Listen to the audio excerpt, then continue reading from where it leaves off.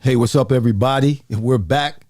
I'm Irving Fryar, the host here at the Fryar place, where the conversations are fire. I got a great guest for you. I saw her. She was looking at the introduction. She's smiling. See, you can hear in the background. She's enjoying it. And you know what? She's in the entertainment business, so I must have something going on, y'all.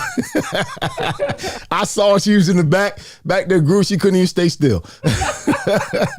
Good to see everybody. Y'all come on in the room. We've got a great guest today. It's something a little bit different, you know, not a sports figure, not a therapist, not someone like that. But man, she is in the entertaining business, and we're going to have her come on just a second. Hope, what's going on? Good to see you. Anybody else? Come on in the room. Come on in the comments. Say hi so we can converse with you, so we can interact with you. We love when you come on and you participate. Maybe you can ask some questions here in a little bit. We don't want to prolong the time for our guest. She's way out on the West Coast. She's been so gracious as to allow us to interrupt her time this morning. She had to get up a little bit earlier to do the show for us this morning. So we want to bring her in right away. Her name is Sylvia Shann. Yes, her name is Sylvia. She's a trailblazer. She's an artist. She's a tour manager. She's a businesswoman. She's an author. She is a philanthropist. And she's just an awesome young lady. We've been conversing here over the last few minutes, and I had to stop her because she was giving all the good stuff, the information that I wanted to talk about on the show. She started spilling all that stuff to me. But good to see you, Mom. Good to see you. God bless you. Thorn, what's going on? Richard, what's happening? Chris Womack, hey, bruh, how are you? Good to see you all up there in Boston. Kiki, good to see you as well. We're going to bring Sylvia in right now, y'all. Welcome to the show, Sylvia Shann. Yeah, I got some applause. There we go. Yeah. Hello, everybody. Good morning. Yes. How are you?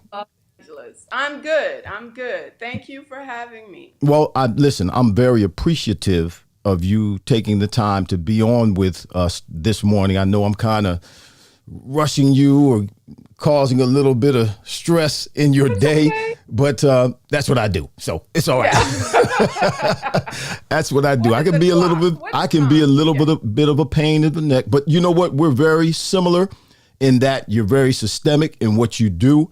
I knew that you would call. I text you and asked you to call in so we can get things straight with the virtual part of this podcast. Call in at 4:45, and you called in right at 4:45. Man, that's what I'm talking about. We have that, at least that in common, nothing else. Yeah.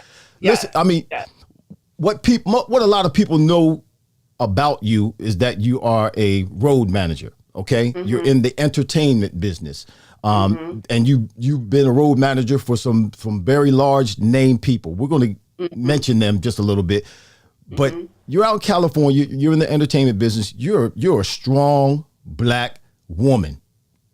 strong African new. That's right, black woman. And you've actually, when you talk about being a road manager, and we'll get to that. I mean, you're the first of your kind when it came to that. You're in a business doing well in a business that was really run by men. Right. Born in Tennessee, graduated from Tennessee State, and you left. Yeah, and you left Tennessee and went to California. Tell me about that. What kind of transition was that for you when you were young, obviously a young lady, following your dreams, and you leave Tennessee, which is, to me, Tennessee is country. And then you go to California, and California is like, okay, anything goes out in California. You have, my gosh, what was that transition like for you? Well, I had two landing places, layovers, if you will. One, of course, is the Mecca, Atlanta, right? Things in Atlanta were great. It was great. I noticed right away after college that I was in what is perceived as the in circle, meaning that all of my friends, we were all young kids. Everybody had dreams, and they were living out their dreams, uninhibited. And it just so happened that they turned out to be like music moguls. Atlanta was very easy for me. I didn't feel a challenge. I felt like everything was over lunch or dinner, and it's just cocktails and people are just talking. I felt as if everybody felt that they were rich enough, accomplished enough, and it just didn't present growth. So I left Atlanta and went to New York. Wow. Yeah, I was like, if you can make it in New York, you can make it anywhere, So New York was a hard life. Woo, that walk up is not easy. That being outside is great, but being inside is horrible. Well, just getting around in New York is tough.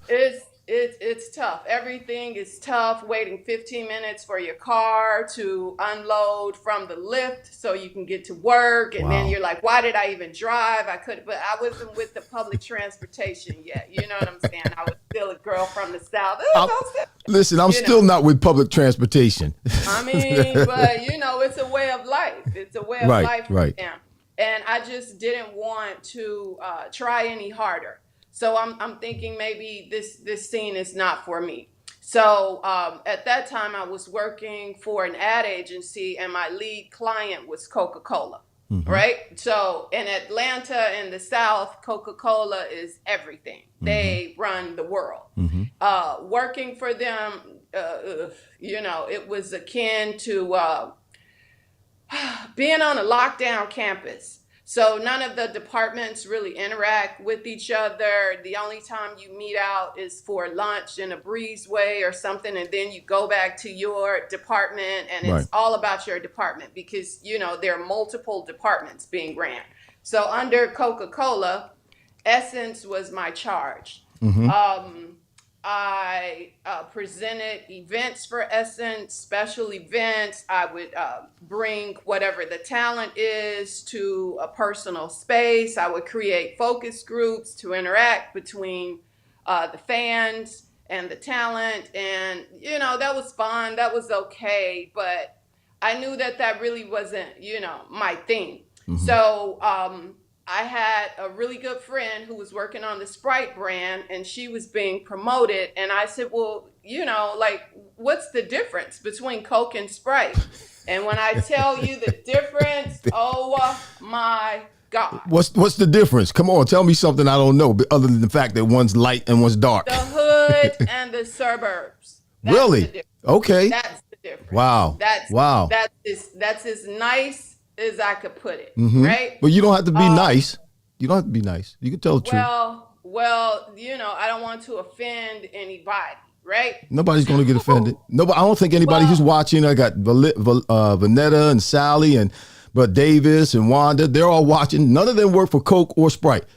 Well, they may be, beverage consumers. They may drink it, yeah. Yeah. But the idea of what the marketing image of what they think a Coke drinker is and what a Sprite drinker is the difference between, say, a person who works in labor and a person who is white collar. Mm-hmm. Right? Yep. So Yep. once I learned that, and I learned the marketing manipulation of how to direct traffic to Coke drinkers as opposed to Sprite drinkers, Wow. I found that to be very offensive, right? And I just told as many people as possible, don't drink that Coke. You know what I'm saying? Just knocking it out of your hand. Wait. Do that again. Don't drink that Coke. Get that out of your hand. You know what they think of you? Wow. Don't feed the image. Don't Right. do that. Right. Because when here's the umbrella. A person that drinks opaque beverages, dark, you can't see through them. Those are people, quote unquote, that are not true seekers, right? They don't care what they have. They're not questioning it. They don't mind if you mask over everything and give a subpar product. They don't care.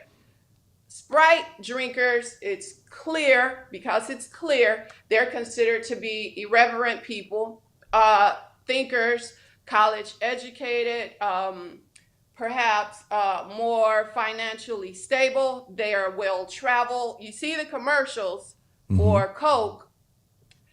You're at grandma's house. Oh, baby, go get me a Coke. Oh, somebody go get grandma a Coke. And then the commercials, you got the big liters and all that, except for Christmas. You got the polar bear and, things like that. But for Sprite, you're snowboarding, you're skateboarding, you're traveling, you're jet setting. Wow. You're smart. You question things. What is this? I'm not drinking that, So I didn't like that. And then at that time, that's when Dasani water came out. And the Dasani water was going to be targeted at Coke drinkers, right? Because we just need to give them a water. Let's figure something. Then they colored the bottle blue because, again, poor people like to think that, they like colors. You know what I'm saying? So they mask it and put subpar offering water. into a blue bottle. And it just wasn't cool with me. I'm like, maybe marketing is not my thing. Maybe, I like to tell people the truth. And, then you go from there. Once you have that information, do with it what you will. But why do you drink Coke now? It's causing a lot of people who are watching right now, who will watch this, to question their consumption of Coke. Don't be mad at me. No, it's the truth. I never drank. Sometimes the truth hurts. And so what is it about people who don't drink soda at all? Because I don't drink soda. Yeah, I've never been a soda consumer. My mom didn't really go for any of that. We didn't have the fun refrigerator growing up. But, soda drinkers, we already know what that does. The acid is not good for you.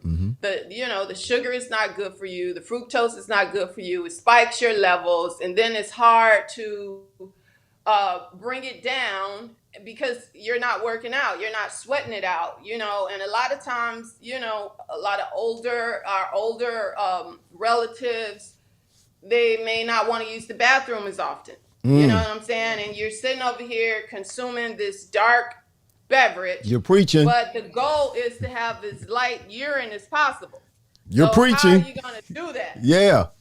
Okay, I'm not going to. So when did you know you wanted to do what you're doing now?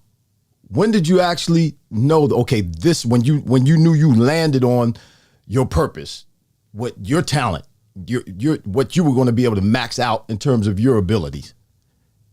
Well, I knew I prayed for my purpose. Oh, I probably prayed for my purpose for maybe 3 years, wow. Right? You are preaching. You are preaching. Do you know? It's real. Yeah. It's real.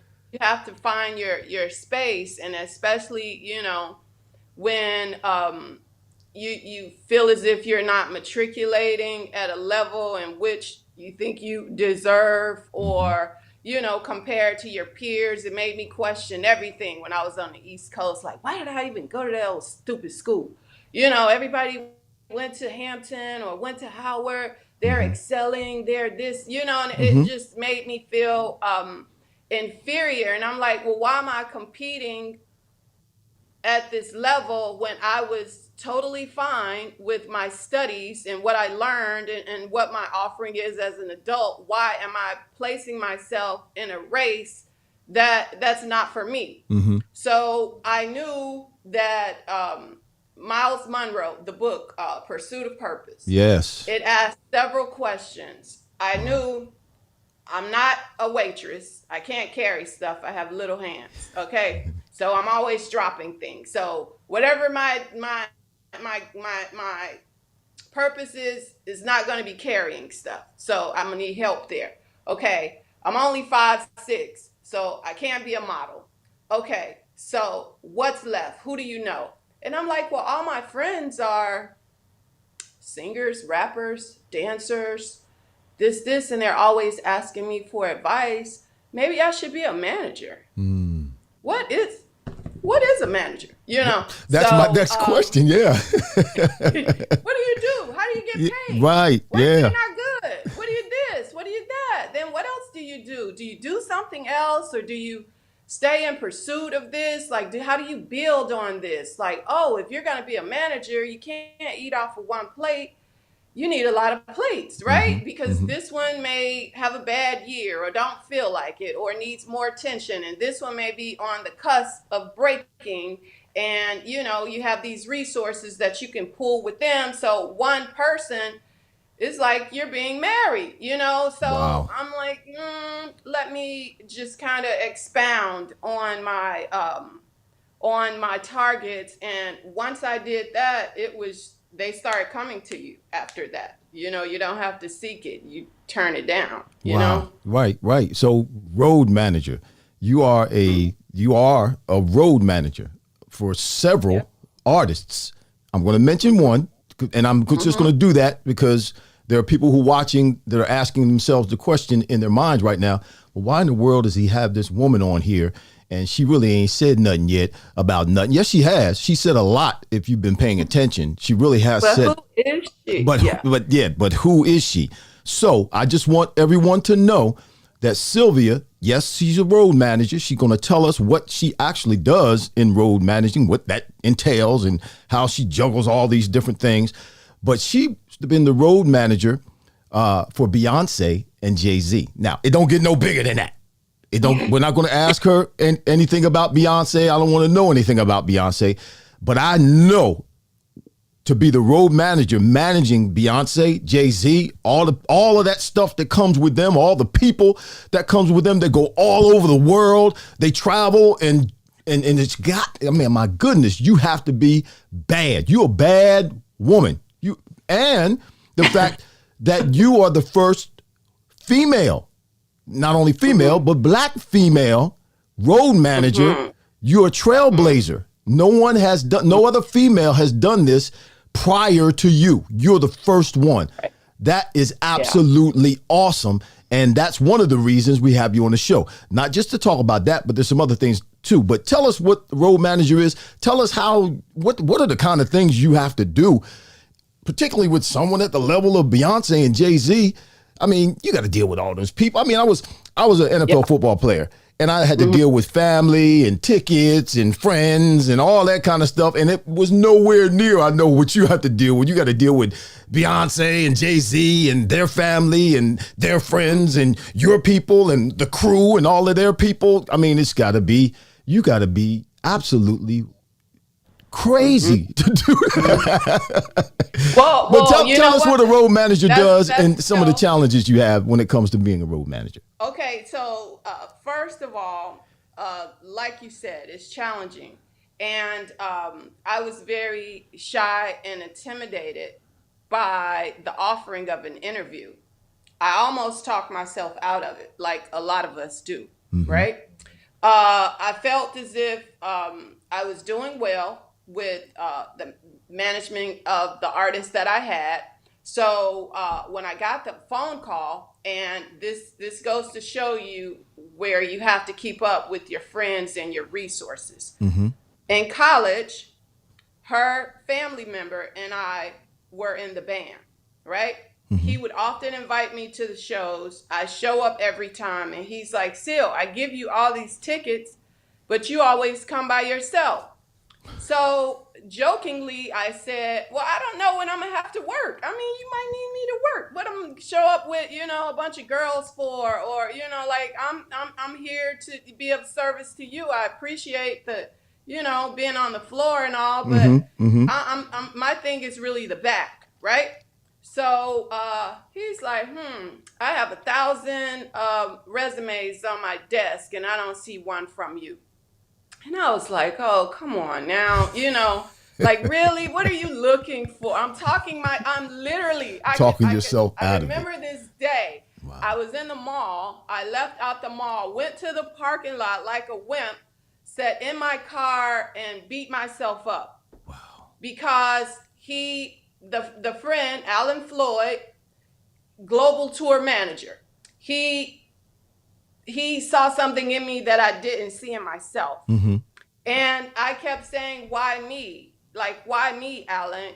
Because in my mind, I could think of 10 women who I would have felt was qualified, right? And he kept saying, because they're not Syl Shann. He was like, I've been knowing you our entire life. You haven't changed. Wow. You are the same. You are a manager. And I said, okay. And he was like, and in lieu of all the people that you see on the stage, majority are women. He's like, they need a manager. They need somebody that they could speak to directly and hear their needs. Right. And, without everybody oogling them or, them feeling, seriously, yeah. You know what I'm saying? You're right. Because they're athletes and they have athletic bodies. And all the things, but men may be focused on the wrong thing. Yeah. And that's what men do. Right. They could only pretend for so long that you're not talking to me in this leotard about your problem, and and you see them like and I'm like, okay, yeah, you done gone somewhere else. You know what I'm saying? You're not even hearing me. You're not even hearing what you know what I'm saying? Right. So it needed a safe space, and I was very happy to do that. It was an undertaking that I had to study for. I had to prepare. I had to do this on my own because I wanted to come in with something different. How am I going to automatically meet 125 people, right, who have a previous relationship with one another? It's like being the kid in the lunchroom that, you're sitting at the table by yourself. So I went to Silicon Valley, took a course in a new software application that runs circles around Excel, right? Okay. More personable. I could see the actual photos of each person that I'm doing the numbers on. I could put together an entire profile. This is how they look. This is what they do. This is who their mom is. This is where they're from. Wow. So it helped me to understand the person that I was dealing with or had to compile the information for. And I made an interface of sharing. So whatever you had to submit to me, you had to join the app and send me your things. You don't have to come to my desk. You don't have to this. Everybody's sweaty. They're tired. End of the night. Everybody want to run. The last person you want to see is a manager, right. To get to your car. So once that happened and I saw everybody thought that was really cool. And I was like, I may be on to something because it's very hard, to interface with the manager. It's like going to the principal's office. What you want with me? What they want, what I do, I ain't got no time for that. I'm gonna see it tomorrow. Don't you know I'm busy? And it's like, yeah. And then it just all worked out seamlessly, Wow. We prayed every day. We partied every day. We were, pillars of strength for one another. And, you just realize that's the machine of it. Wow. It had to be, see, for me, I imagine, being, okay, I'm the manager. I'm managing all these people, the bands, the crews, the musicians, the singers, the artists, family members, extensions of the whole crew and everybody. But now it's showtime and during the shows, were you backstage getting your groove on? I mean, my gosh, if Beyonce's on the stage and Jay Z's on the stage and things are going down on the stage, I would have a hard time not doing something backstage, getting my, dancing or something. No, not backstage at that point. I some days I may be really tired after I, get everybody to the stage. I may go back to the tunnel. But then I hear my song. Then I'm running to the floor. And, I got to dance with everybody. I get my workout on. Okay. I make sure I get 10,000 steps. I got you. So, yeah. Yeah, I turn up. I super turn up. And then you have to turn down and, make sure everybody is exiting and we get off of that premise safely. And we're on to the next. So while everybody is partying and enjoying the song, I'm thinking about the next location. I'm already in talks with the hotel, with all my drivers I got outside, with the food that I have to make sure everybody gets after. So you're never in the moment. You have to be a day ahead at all times. So you have to be organized. That's absolutely awesome. I mean, requires a lot. Yeah. What kind, you're at a great level. In that business, okay, let's say road manager. There's different road managers, different levels of road managers because there's different levels of talent. But you made it. And different venues. And different venues. But you're at the pinnacle. You're at the top because it doesn't get any better or any greater than Jay Z and Beyonce. Right. What kind of sacrifices did you have to make to obtain that level of success? Because with success, there's sacrifices. No sacrifices, no success. What kind of sacrifices?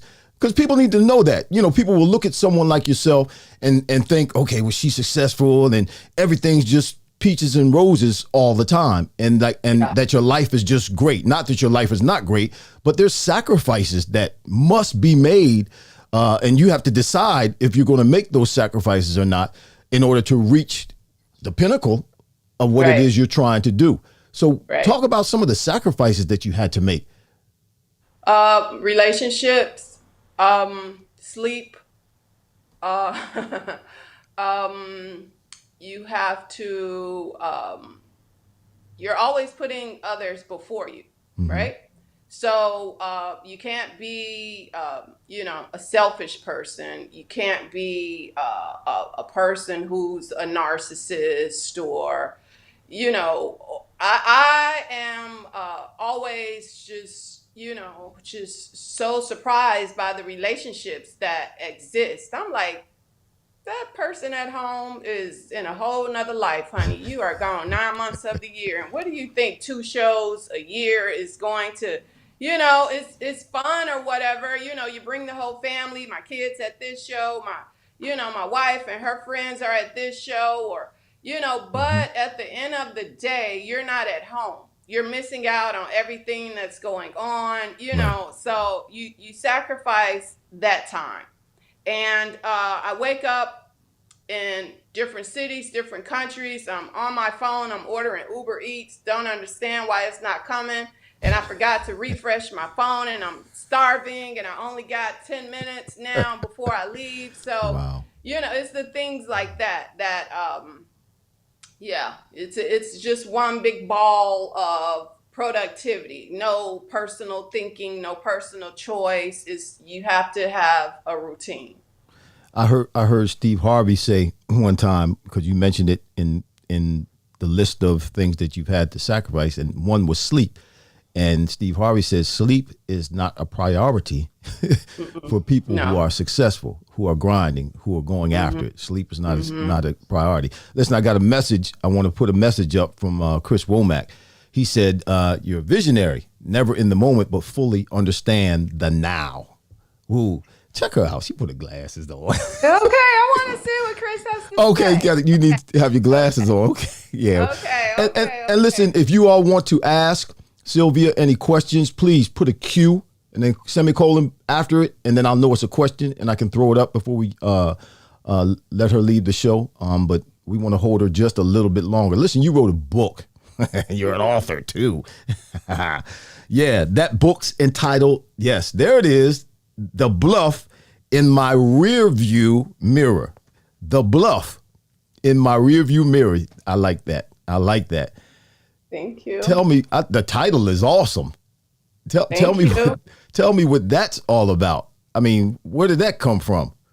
Okay, so again, you mentioned that I was born in Tennessee. The Bluff, for those who live like the Southeast or towards the Midwest, Right. The Bluff is the Mississippi River. Okay. Right? Yep. They call it the Bluff. So in this case, it was duplicitous. Sometimes people refer to a bluff as a story or a lie or whatever, right? So the bluff in my rearview mirror is how I exited that situation. And by situation, I can't just say Tennessee as a state, Memphis as a city. I mean, growing up in the era where there wasn't many offerings where I was from. You were either going to be somebody's girlfriend, baby mama, bottom B. No, seriously. Right. No, you're right. Booster, crackhead or dealer. There weren't very many options. And for a person who's always had dreams like myself, and, how am I going to get to these things? I didn't really have a lot of people that I could talk about with my dreams. More people talked me out of the things that I wanted to do than to give me direction, right? So I realized at that point, and I was always just so steadfast in what I wanted to do, and I couldn't be dissuaded. And my mom would just be like, "Girl, you know what I'm saying? Like, I can only offer you so much. You know what I'm saying? Yeah. If you work hard, you this and that, but I don't think you should go here. I don't think you should do that." And I'd be like, "Man, well, how am I gonna get out of here?" So I started, just forging her signature on everything that I wanted.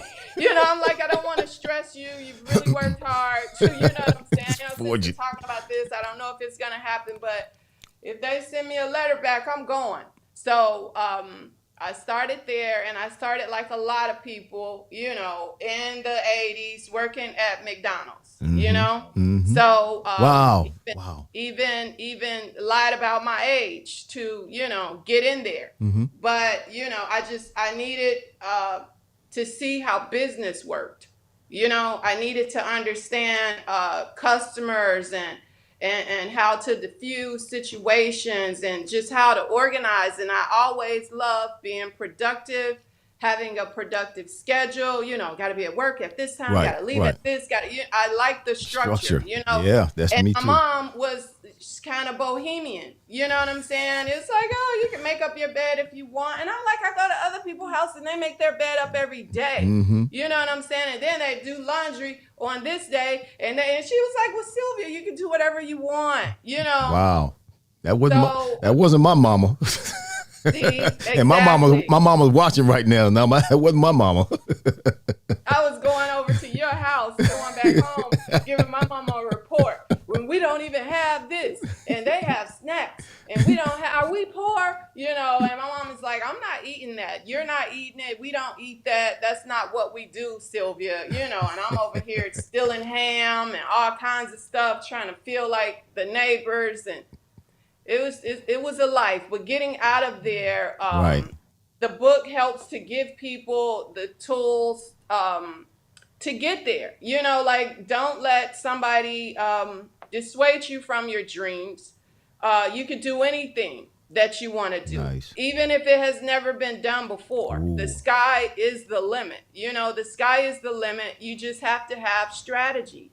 You have to be very, very, very strategic. You can't just have the goal at the end. Every single day, right, there are steps to get to it. And in that day, there are time slots in which you should be working on what you want to do. Even if it's 30 minutes, even if you're just researching it, even if you're just like, okay, I'm going to call somebody who does this, or I'm going to follow these pages that do this. And I'm going to get at least a complete understanding. So if I'm just, in that space, I know what's going on. A lot of people think they want to do what I do, but they can't do what I do.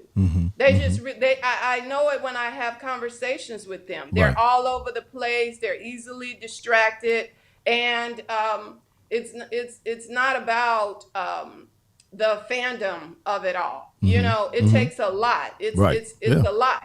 Yeah. Yeah. And you gotta, some people would call, and I understand what you're saying, the systemic part of it. I understand what you're saying. My days strategically are set every day. I'm going to do this from 9 to 10. I'm going to do this schedule, and I've scheduled that the day before, 2 days before. This is what I'm going to do in these couple of hours. This is what I'm going to do in these next couple of hours. This is my goal to get done during this time.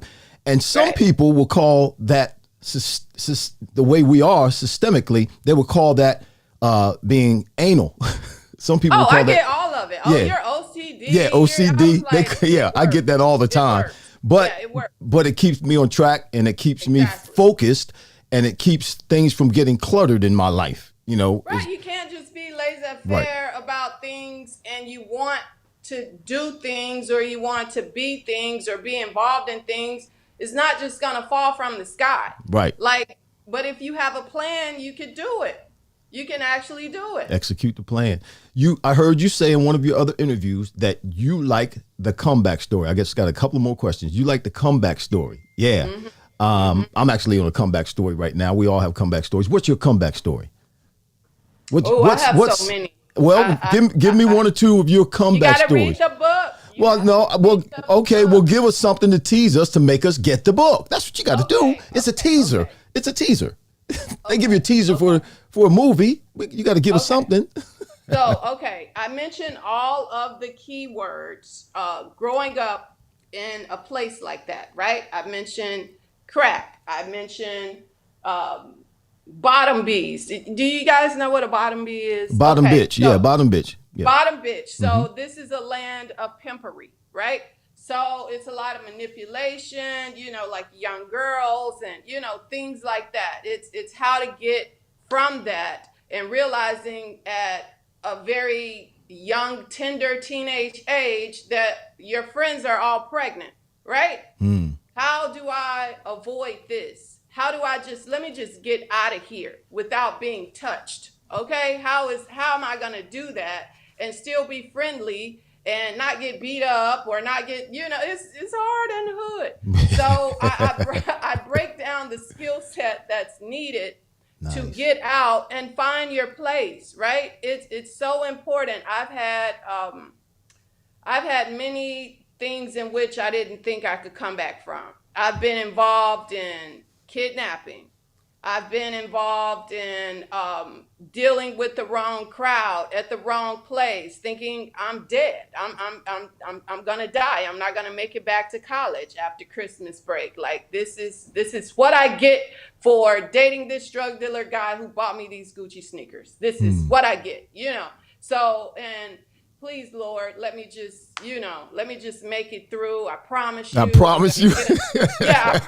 If you get me out of this, I promise you, I won't come back here again. Oh, yes. And I'll have a testimony, and I will avoid people like this, and I will learn not to glamorize things and materialisms. And, it takes a lot, because we're all maybe like one generation from not having it to having it. So we don't have a lot of practice with things. And we think once we acquire these materials that we're even. We're on the same playing field as them and the others and them. You know what I'm saying? Even though my grandfather was one, them, you know what I'm saying? We don't need that. Be the best that you could be and pull somebody else up from where you are. Nice. That's how you build a team. That's how you recreate the block. That's how you teach the youth. You teach them by doing, So for everybody that got out and thought I never would come back to the hood, I tried a couple times. Every time I came back, I got robbed. Wow. So I'm like, it's just not for me. It's not for me. Chris has a question. Chris Womack says, how do cute girls avoid pregnancy when they're targeted in the hood? Wow, okay, they call me Snow White, Chris. That was my neighborhood nickname, Snow White. Okay. And still got Miss Senior, Miss Sophomore, Miss Junior, went to all the proms, did all the things, but I would run out like Cinderella, at the end, because I just, automatically thought if you have a boyfriend, you're gonna do it, and you're gonna get pregnant, and you're not gonna go to college. Right. So the goal was to get out of there and to go to college. So I had a boyfriend, and he was older than me, and it's in the book. You hear how we came to an agreement. Agreement. Yes. Basically of how far we were going to go. Mm-hmm. And I gave him permission to frequent neighborhood Strawberry, right? And I'm like, you could, but we're doing all the stuff. We're going to all the places. Right. I'm going to be the one, but if that's what you do, if that's what you got to have, do that with her. Do that somewhere else, never right? leaves the street, right? Nobody knows her anywhere else, and I'm okay with that. And he's like, I don't want to do it with that girl, but he was doing it with that girl. Uh-huh. But yeah, so I learned how to compromise and sacrifice at an early age for something that I wanted. And you're special. That's not that kind of mental toughness, that kind of awareness of the situation doesn't happen frequently with our young people. It's because they give their powers to the other person. Yeah. You can't give away your power. That's who you are.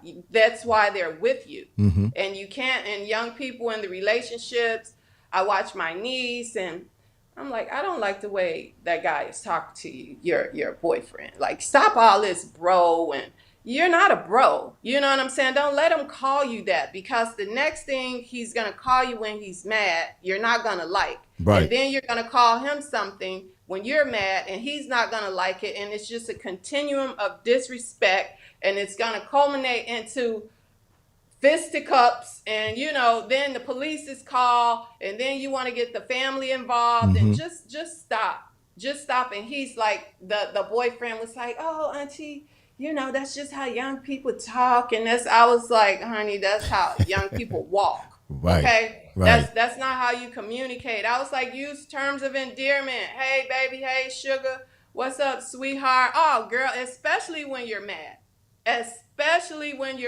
You want to use those nice words. It diffuses it. Oh, girl, look at you with your cute self.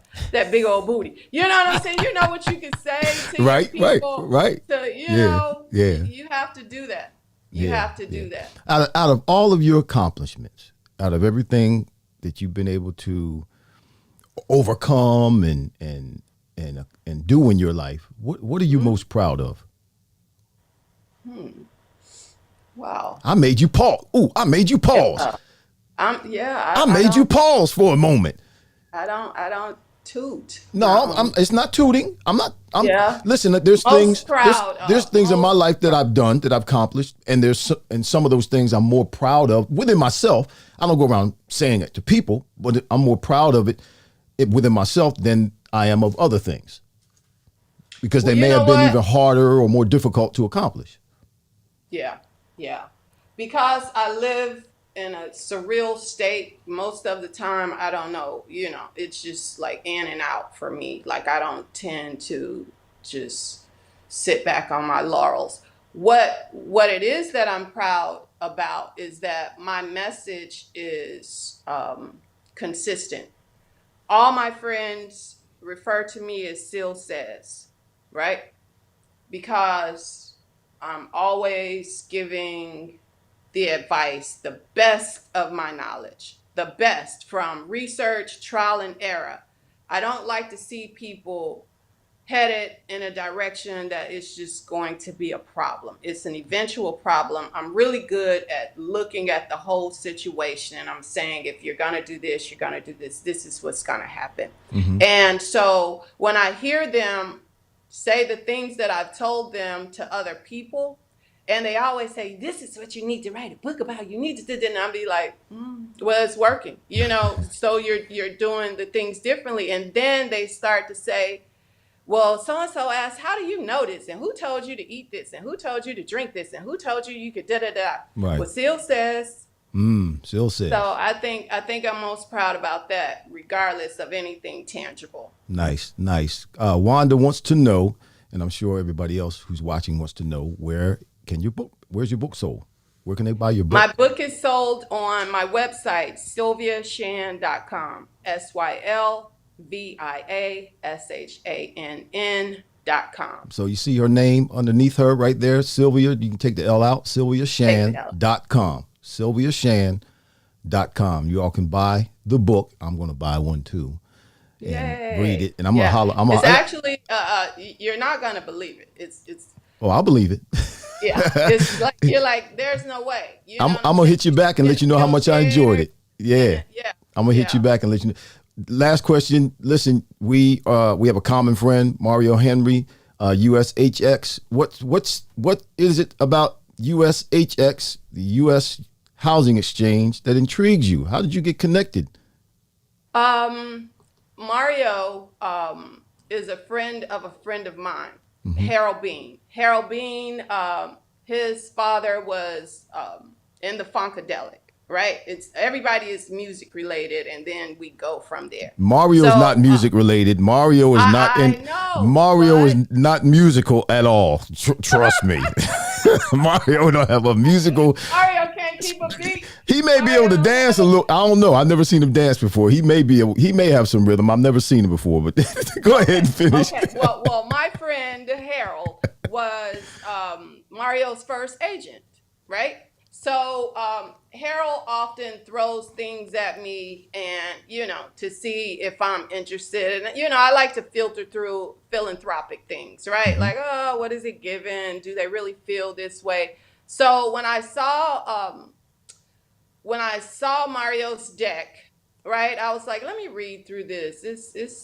He's trying to do a lot, like with the unhoused community, the veterans, youth that are exiting out of foster, and this was a national campaign, right? So I'm thinking, I know some people who are interested in this story, maybe perhaps interested in being a part of his plan. Let's talk. And he and I had such an extensive conversation. We talked about everything from unhoused to foster kids to his comeback story and wanting to live out his dreams and finding himself unhoused for like a couple of weeks or days or whatever, and just having empathy for those that are like that. And I knew I wanted to be a part of it. I've never been unhoused, but I always have the type of attitude that, like the movie Jerk, when he leaves and he doesn't take anything, and then he comes back and say, well, I want this. Right. Well, give me this. Yeah. This is all I need. Right. This is all I need. I try to live my life like that. Yeah. These are all the things that I need. This is it. I don't need nothing else. I'll start over, because I've done it so many times, especially in situations in which you feel that there's a sense of control. I'm like, you know what? You can have everything. Everything that I want and need is at Target.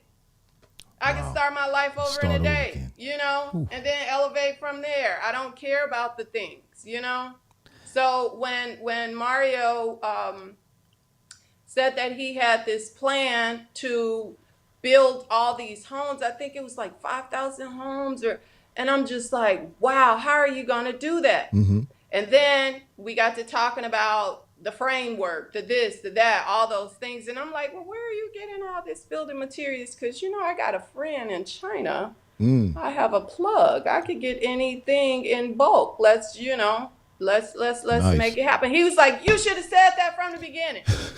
That's We've been Mario. talking about food and this and that. And I'm like, well, I didn't know where this was going to go, So I look forward to working with him. I love what he's doing. He's an empathetic man. He cares, and he's a genius. I would like to know every financial instrument that he thinks is applicable to gaining wealth.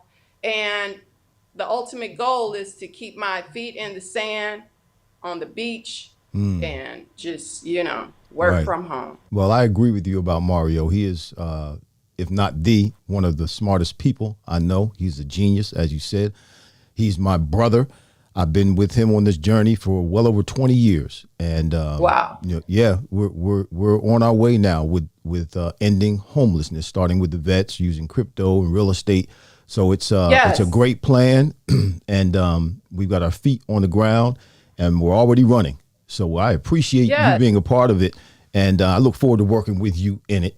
Not just just what we're doing now, but and I'll be NFT that yes, the matters NFTs. to us. Yep.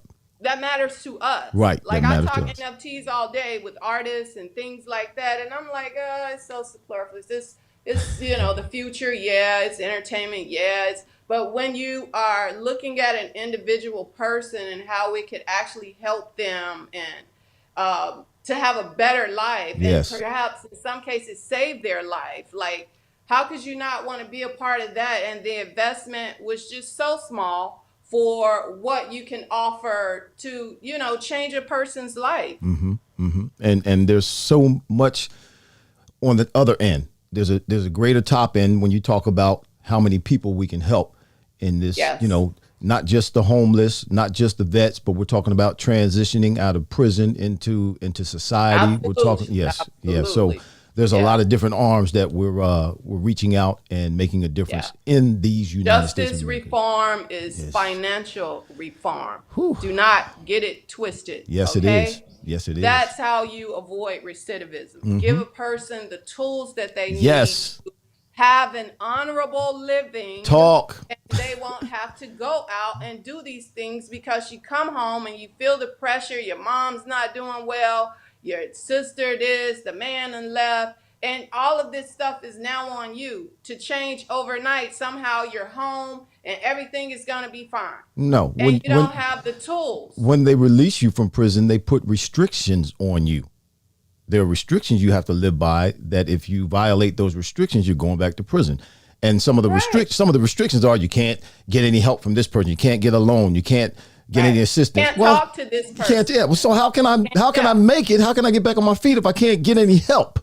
Because right now, I've been in prison and I come out, I need help. I need someone to help me. I don't need a hand out, but I do need a hand up. And if I can't get a hand up, then guess what? I'm going to do something. I'm going to be forced or pressured into doing something that's going to cause me to wind up right back in prison. Listen, Sylvia, thank you for being on the show today. We were for an hour. I didn't mean to keep you on for an hour because I know you have to go. You got to fly in the wind today. I don't know what it is you have on your calendar, but I know it's a lot of stuff today. A photo shoot for my artists. Okay, a photo shoot for your artists. Okay. Def Jam and all the executives are coming down. So we already been warned we can't be late or they're going to shut it down. All these things. This is California. We vibe, honey. We don't live on those East Coast rules, and 15 minutes late for a photo shoot is a violation. It's a violation. Creativity sometimes is not on the clock. If I'm in the parking lot, I could be, manifesting what I want to be portrayed. So it's not just this, just relax. We're going to get it done. I love you. You're awesome. Thank you for being with me today, being with us today, interacting with our people who are watching, who come on every week and are part of the Fryar Place. You're an awesome lady. God bless you. I'm going to get your book. I'll be in contact with you. We're going to talk more because obviously not just because I got your number. I got your number too. Yes, we need to talk. I want to know everything that you and Mario know. How about that? We got you. We got you. All right. God bless you. Thank you so much. And we'll see you soon. All right. Have a great day. All right. Bye. Take care. Bye-bye. Thank you. Bye. Wow. Y'all, that was great. Thank you all for being with us today. That was a great conversation from a great woman who has great responsibilities and who worked her way from the bottom. As she said, she worked at McDonald's all the way to the top. I mean, can you imagine being the road manager for an artist like Beyonce and Jay Z? That was absolutely, I'm blessed. And then she was preaching in there too. Ask God, pray to God to find out what your purpose is. Those of us that have purpose, unless you, I guess you may not know this, but your purpose is wrapped up in God. God gave you your purpose. The only reason we have purpose is because God gave us purpose. God is the one who created us. In him we live, we move, and we have our very being. So our purpose is connected with him. He's the one who has given us the purpose in our lives. You want to know what your purpose is? You want to know what you're supposed to be doing in life, what your talent, what your giftedness is? Ask God. Yeah, ask God. And guess what? He will tell you. He will show you. He will reveal it to you. You will get that revelation from God that you might move and live in abundance in your purpose. Yes, I see you. Amen. Tante Ruth Ann Ori, and Chris Womack. Thanks for being with us today, Chris. Hope Wiley, my sister. Becky Masters. Thanks for joining us today. I think you're related to my coach, Mr. Masters. Are you not? I think you are. Richard, good to see you. Wanda, good to see you. Stu Winrow. Boy, we got like 19 folk on here right now. Sherry Brown, that's Elder Brown. Who else is on here? George, Bethel. Listen, those of you, and that's why I did this, there are several of you who are posting right now, who are with us, who are writing comments in the chat, and you're on Facebook. You're on my Facebook page. That's where you're watching this live virtual podcast. I do that on purpose in order to gather more people, because I have more people more friends on my Facebook page, personal Facebook page, than I do subscriptions or subscribers on my YouTube channel. So the purpose in this is that you would go from my Facebook page over to the Fryar Place YouTube channel. On YouTube, search the Fryar Place and subscribe to the Fryar Place. That's why I'm doing this the way I'm doing it, why I'm posting on both sites or both platforms at the same time, in order to take those of you who are watching on Facebook and push you over to YouTube. All right. So if you do that for me, those of you who are watching on Facebook right now, George Bethel, Chris Womack, who else? Wanda, you're watching on Facebook. Gary Wright, no, you're on YouTube. God bless you, Gary Wright. Thanks for being with us today. David Hunt, good to see you, bro. Thank you for your support. You're always chiming in. You're always coming in and liking us and sharing us. Ask all the rest of you to do that. Donald Lee, I see you're on Facebook. Please go over to YouTube and search the Fryar Place, Fryar, and subscribe to the Fryar Place. Julie Davis, hey, yup, it's great advice. Cedric Jones, CJ, what's up, my man? Yeah, it was a great segment, bro. I appreciate you joining in. If you could, CJ, come on now. Facebook, go over to YouTube, search the Fryar Place, and subscribe to the Fryar Place. AQ, what's going on, man? He says sleep. What sleep? Yes, right. When Sylvia was talking about she sacrifices sleep. Yeah, I don't sleep much myself either. I'm not at the level that she's at, but Brother Davis, Kamani, yes, please go over to, I see you on Facebook, go over to YouTube. Let me say this. Stu, what's going on? Vanetta, hey. AQ, I saw you, I said you, or I shouted out to you already. Who else? Sister Sally, what's up? She's on YouTube. Thorn, you're on Facebook. Please go over to YouTube, search the Fryar Place, and subscribe. All right. Listen, last week, or 2 weeks ago, I should say, 2 weeks ago, we celebrated a year here with the Fryar Place, or at the Fryar Place. We've been on for a year now.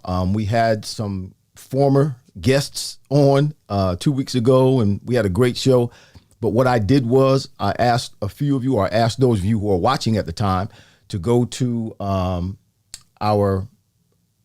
email me at the Fryar Place, thefryarplace@gmail.com. I asked you to email me, tell me why you like watching the Fryar Place, and then tell me what size t-shirt you would like. And we have t-shirts that are available at Press and Sew. So hats, t-shirts, whether they're the Fryar Place. We have some that have sayings, pause, pray, pursue, made to move forward. We have several t-shirts there, Press and Sew. So you can go to Press and Sew, PRSSNSOW.com/TFP, and check out our gear, our merch at Press and Sew. But there were several of you who emailed me here at the Fryar Place: David Hunt, Kelsey Green, Anthony Royster, Rashida Arrington, Wanda Capers, Richard Melton. Got your orders. 2 of you need to send me your address. Wanda, send me your address. Email me your address. And Richard, email me your address here, thefryarplace.com. All right? Thefryarplace.com at Gmail. I'm sorry. Thefryarplace at gmail.com. Thefryarplace at gmail.com. Email me your address so I can get these packages out to all of you. So David Hunt, you have a t-shirt coming to you. Kelsey Green, you let me know what t-shirt. I'm just going to give you yours because you're here local. Anthony Royster, Rashida Arrington. Rashida, I'm just going to bring yours to you as well. Wanda, we'll send it to you when you send your email address or your address, not your email address, your mailing address. Boy, come on, get it together, Irving. And Richard, your mailing address. Send me that. Email that to me, thefryarplace@gmail.com, and we'll get those shirts out to you as soon as we can. I want to send them all out at the same time. So y'all send those mailing addresses to me so I can get this done and out to you so you can wear them. Maybe I'll bring you in on the show and we can all be on together wearing the Fireplace shirts. Some of you didn't order the Fireplace shirts, though. You wanted some of the sayings. But anyway, y'all, it was a great show today, and it's 1:04. I don't want to prolong the time or hold you any longer. I appreciate all of you. We'll be back next week. Over the next few weeks, just kind of keep your notifications open, because over the next few weeks, we're going to be doing some things actually on Fridays. So I won't be live on Friday, but I'll come back next week or the week after that with a whole presentation of what it was, whether it's a golf tournament. I think one of these Fridays I'm going on a fishing trip. So we're going to make a whole, not podcast out of it, but we're going to put together some footage from those events. They just happen to be on Friday, so I won't be able to be live. But check, just keep your notifications up. Over the next month and a half or so, we'll be, hitting and missing, whether it's every other week or whether it's 2 weeks and then one off, something like that, because I have some events coming up on Fridays. But just keep your eyes and ears open. All right. Dominique, what's going on? Thank you. He says, love your segments. Let me throw this up here. Love your segments. I was hoping to catch a lot. Well, if you didn't catch it live, you can go back and watch it. We had Sylvia Shann on today, who is a road manager for Beyonce and Jay Z, and she had a great story. Her story's great. Actually, she's the first black female road manager in that business. She's the first one to do it. It's a man's dominated business, and she's doing a great job. Yes, Vanetta, I like the conversations here because the conversations are fire. Yeah. All right. Thank y'all. Who is this? Drills for Skills Sports Training Oasis. Okay. Thank you, Drills for Skills Sports Training Oasis. He said cool. Thanks for joining us today. This is okay. Charlie Bush. I see you, Charlie Bush. Shout out to you, bro. David Hunt said, y'all don't forget to like. Transparent, please click it to make it solid. Yep, the like button may be transparent. Click it to make it solid. Carl, what's going on, bro? What's up, yo? I'm getting out of here, man. Y'all gonna keep me here all day. I don't want to stay on this podcast all day saying hi, but hi to all of y'all. I just wanted to shout out to you. Make sure I see you, and I appreciate the support from all of you. I really do. We're just over a year and a couple of weeks now. We're gonna keep things going. Can't stop, won't stop, ain't gonna stop. We're gonna keep it going, y'all. Thank you very much. We'll see you next week. Prayerfully, and if I don't see you next week, it'll be the week after. I think I got something to do on Friday. Yeah, next week. I think there's a golf tournament. But anyway, keep your notifications on, and we'll see you next time. All right? Stay safe. Socially distance yourself. COVID ain't going nowhere. The president has COVID now. That means it's not going anywhere. All right, y'all, hang in there. God bless you.